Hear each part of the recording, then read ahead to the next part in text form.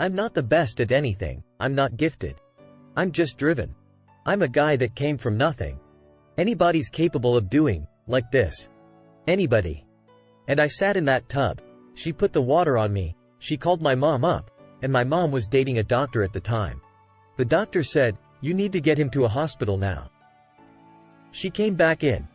All I wanted to do was call Chris Costner on the phone, the race director of Badwater, so I can did it.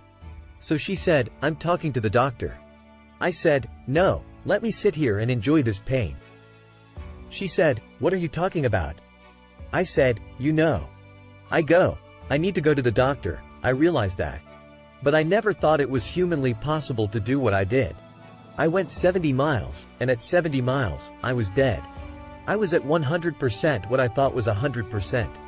I went 31 more miles after being in the worst physical shape I've ever been in my life. And I sat in that tub, and the waters hit me. It was the most amazing feeling of accomplishment. I did this over. As crazy as it sounds, it was the most amazing moment of my entire life to overcome such. To come from this kid who was mentally tortured himself and was tortured.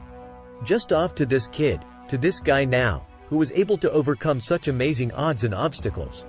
And I called Chris Costner up, the race director of Badwater, and he said, "The idea of a 24-hour race is to run 24 hours. You only ran 19. And he put doubt in my mind that he would let me the Badwater 2 weeks later, roughly December 5th.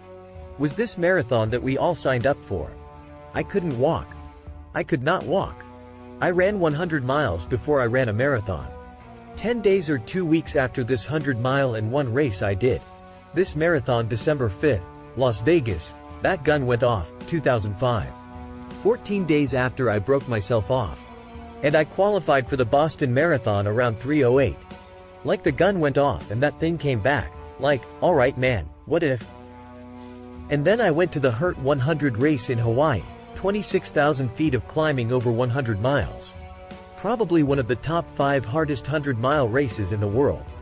Got there and got through the race, did it in 33 hours, was a 9th place finisher, and I qualified for Badwater and got in. I went on to lose weight and train hard, and I got 5th my first year, and went back my second year and got 3rd. I'm not the best at anything, I'm not. I'm not gifted, I'm just driven.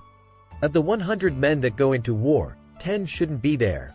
80 of them are just targets. 9 do most of the fighting, 1 is a warrior.